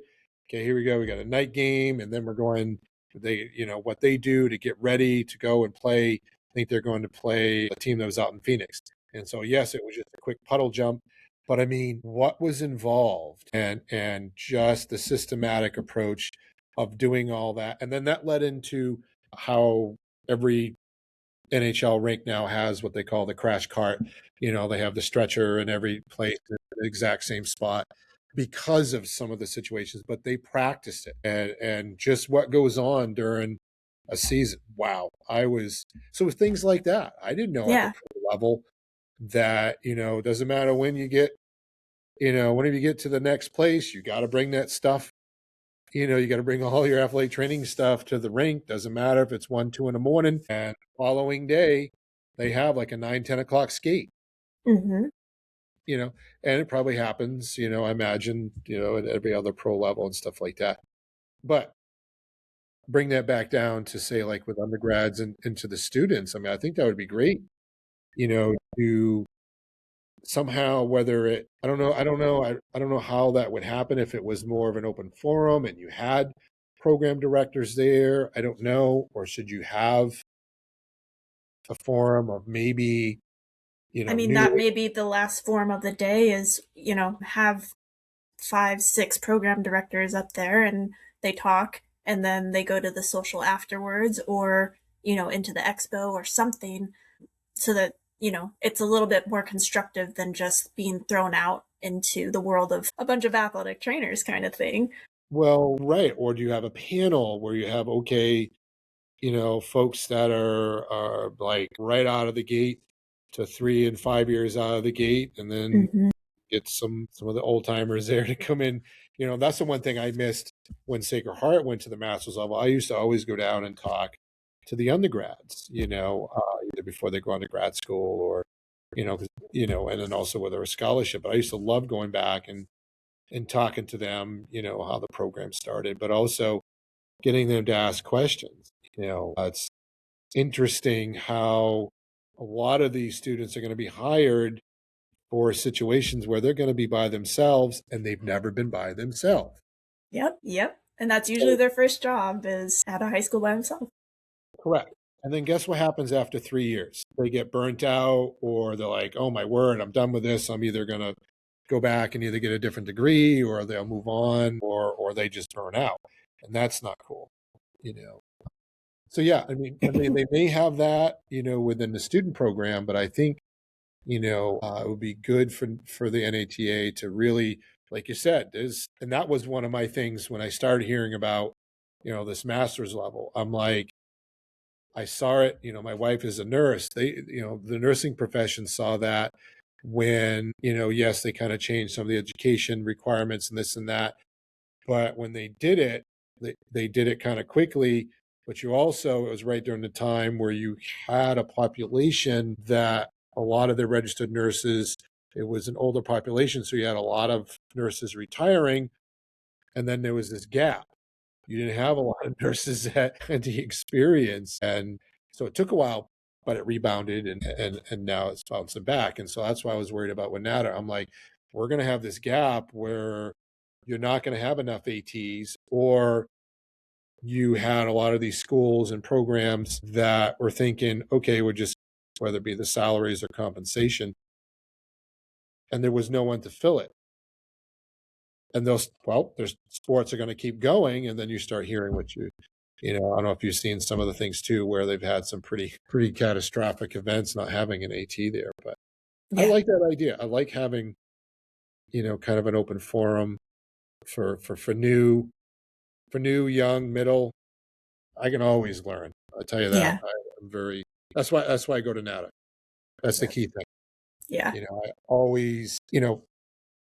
I always try to bring, my whole thing is when I'm coming back from NATA, is there at least like 4 things I can bring into my program, my classroom, or, when I was the head AT, could I bring something to my athletes like right now? Mm-hmm. And always, every year I could do that. It was always something direct. And it'd be interesting to hear from, it'd be cool if you could find, maybe there was somebody a student or someone that was just out of the program, fresh out. That's why I go back to the alumni. I really try to make all of the Sacred Heart socials and if I can, I try to talk and just be like, hey, this is a big family, all it is an email, all it is a phone call, or if you're in the, if you're ever in my neck of the woods of Maine, I'm like, swing by, because, athletic training is a big family. I mean, they'll always, I've never not missed an email, or if I emailed somebody, them kind of just like, meh, blow you off, so to say. I've always gotten pretty good reception. Yeah, definitely. I would agree with that too. Of, it's easy to, the 6 degrees of Kevin Bacon kind of thing of sure somebody's going to connect you with somebody when you need to get something done. And I'm telling you, networking is key. I know a lot of people think, okay, social media, the social media networking, but it shocks me that even to this day, when I go to NATA, and even just once a year, there's some people that's the only time I see them. And they'll remember, and like, oh yeah, hey, I remember at the Sacred Heart Alumni Gathering, or at this corporate gathering, or even some of these longtime, professors that have been instrumental in athletic training, and that I've gone and, oh yeah, asked them questions, from time to time. And yeah, and I think it gives you that confidence that, okay, we're in a profession where, what, I can ask that question, even though some kids like, well, I don't know, should I ask that? That person going to think that less of me, or it's a big important question, anything. And I think especially for new grads, I think we kind of got to go back a little bit. I know, like for myself, going through and especially hiring from the past for students that have been out for a while, but then some of the things that I probably wrong of me to expect, oh, well, you should know about this, you should know about budgeting and how to handle this, and different things like that. And very similar, you learn a lot from the new grads, because like, well, do you know about this technique, that technique? And I'm like, what? It's like, like, yeah, okay, I read about it, but like, oh yeah, we should do all this, in undergrad. And I'm like, well, tell me more. There's always room in that toolbox. But I think we got to get, if athletic training is a whole holistic aspect, and education is key. I think that's a very, very good point. What you're saying is bringing in as many kids from different angles. I like that idea. I don't know how they could put that together. Whereas if you got the college kids that are from that area, that are maybe not an athletic training program, but that are interested in it, can't be that hard social media wise, getting the word out Yeah. at those particular programs. Or just talk to the athletic trainers at those schools. And Yeah. I'm sure they can get in contact with those directors for the pre-med routes or whatever it may be. Right. And just be like, hey, whatever day it is, like you said, it could be something in the afternoon, or it could be like a Q&A, and then that leads into some sort of social for an hour or two, however you want to set it up. I mean, that's, yeah, because we got to do something, because what's going to happen if NATA isn't, I'm not trying to be the old curmudgeon in the room, but you got New Orleans, that should be much better than Philly. And if Vegas isn't back up Yeah. to like some big numbers, I think you're going to see a lot of exhibitors being like, Yeah. why are we having the big booths? And I'm talking the big dogs. I mean, I'm talking the Gatorades, the J&Js, the Muellers, ones that are really big. I mean, I know they always will support NATA, but that's a lot of money, and you're not getting a lot of foot traffic. I mean, like I said, I remember it was certified members only the first day because there were so many. And then the second day, the students would go in there and it'd be just as many, as the certified. And then eventually now it's just open to all. So, yeah. I don't know if it's because of the swag they were giving out or wherever it was, but it was a lot of foot traffic. Yeah. But yeah, I like those ideas that you talked about, as far as engaging and getting more of the undergrads a little bit more interested. You're right. I mean, there was at Philly this year, you mentioned that there were more grad programs that were at the exhibit hall. So I'm like, okay, it's interesting, Yeah. why they would be there. But there again, or even having a booth, because, the exhibit hall has dwindled. Mhm. Like I said, Orlando I was shocked in Orlando. Thank God Philly kind of bumped it back up a little bit. Maybe people were there because of, with the World Cup and different things going on. And so maybe that upped the numbers. Yeah. Well, But and that's with the student portion of, these graduate programs.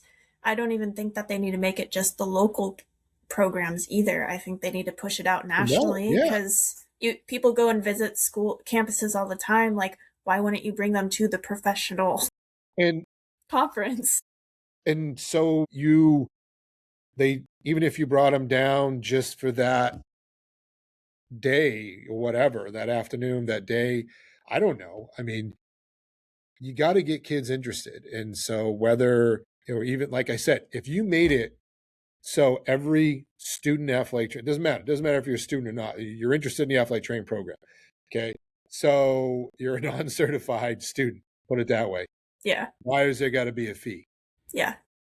Well, and I'm sure that the exhibitors would possibly put some scholarships together or whatever to help offset those costs. It's just the grad programs have to be flexible and creative on working on how do we invite these people that are applying to our programs to come talk in person and see what athletic training is all about, you know? I mean, my whole thing is, do they really make that much money off the student population that's coming there? They're already fundraising enough to get there, Yeah. to travel and stay over and cram in 4 6 students to a room. I mean, we all been there, so I that's just been my pet peeve. It's just like, why are you charging the students?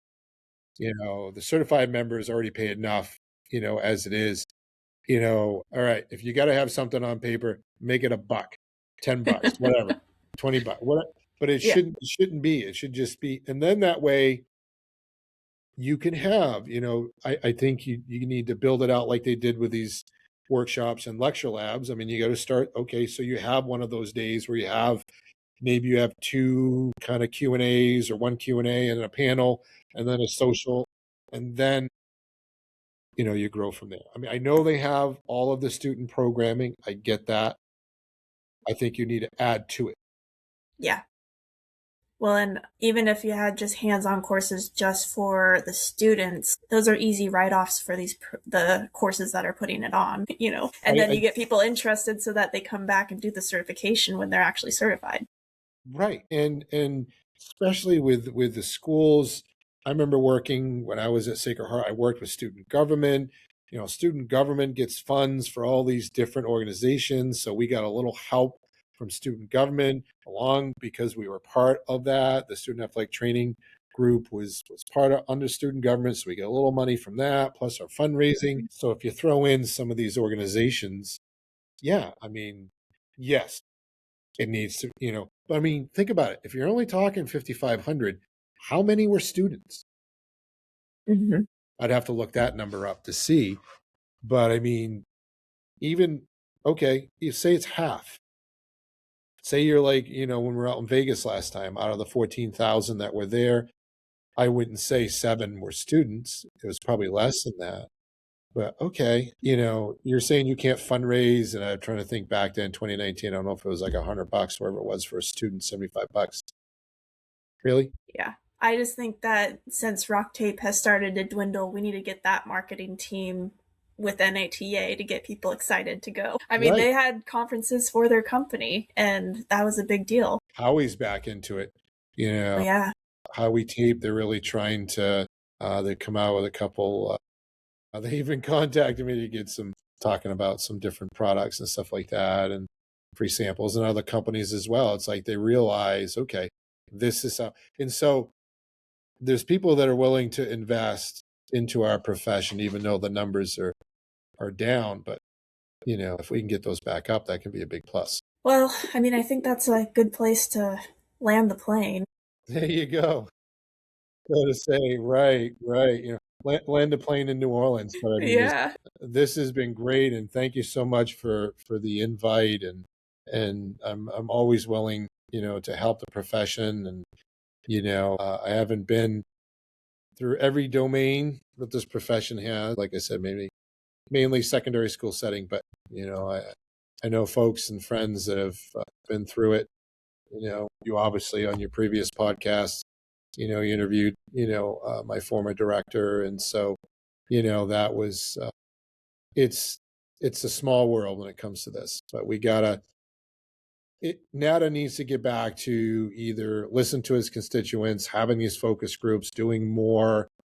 I think they're trying, Mhm. it's like you get all, but I do think for me, even though, the time away and the expense and hotel, that's why they're 3 days, 4 days, but I do think you need to have the hybrid, in the blend, not hybrid as in far as online and stuff, but like you were saying, you got to have that hands-on, whether it be smaller Q&A, those little chats, debates, student workshops where they can pick their brains. I mean, I know they have the Hall of Fame. Those folks are always there, and I always love going there and chatting with some of them and realize I'm not too far away from their age, which is kind of odd. But I mean, having more of that to help kind of give back to our younger students, because when they're coming out, you're gonna be by yourself, and that was the one thing that struck me. I was ready for it coming out. I'm not sure how you felt coming out of a school for you, but I felt, of course, nervous being on my own, like any new person would be, but I definitely felt that I had the background, I had the training for it, the knowledge to do it, and also I had the people I could call. It's like, hey, what about this? What about that? I could call my program director. I had all my former teachers and GAs, whether they were still at school or other places at the time. I could call them up and like, oh yeah, I saw this, saying blah blah blah, or school physicians. That's the other thing too. Like you mentioned about having the doctors that had the contracts, but it's also getting, I think, a more kind of eclectic group to come in to talk to the young kids, young students, whatever, new grads, people in the business the first few years, to be like, this is what, because we're all under that physician umbrella. And then this is what their expectations are. Yeah. I've had some great ones in the past. I mean, I remember years ago when I first started out, I mean, one summer I don't know how many times I was in the OR, with one of our school orthopedic docs, and just learning from him, shoulders, knees, total knees to ACLs to all sorts of stuff. And I was just very, very educational. But yeah, I think we need docs to do that. Mm-hmm. I would agree. Yeah. But this has been a blast. Good. Well, if you have any other topics in the future, definitely let me know. Absolutely. I mean, or whatever. I mean, even if all of a sudden as you're doing this, there's something you need to bounce off or whatever, let me know. Like I said, I'm mainly secondary school, but if I don't know the answer, I'll find it. Definitely. Thank you so much. It's been a blast. Yep, no problem. That's it for today's episode of To The Bone. I hope we've sparked some new thoughts, challenged your perspectives, or simply reminded you to dig a little deeper. Remember, life isn't just about what's on the surface. Sometimes you've got to cut deeper and get to the bone of what really matters. To the Bone podcast is a product of Daly LLC. It's hosted and produced by Shelby Daly, ATC, and Randy Daly. No clinical decision-making should be based solely on one source. While care is taken to ensure accuracy, factual errors can be present. For more on the show, visit www.tothebonepodcast.com. If you enjoyed this episode, be sure to subscribe, rate, and leave a review. Get involved in the conversation. You can find us at www.tothebonepodcast.com. Drop us topic suggestions or be a potential guest. We're all about connecting with you, our listeners. Until next time, stay curious, stay grounded, and keep cutting deep.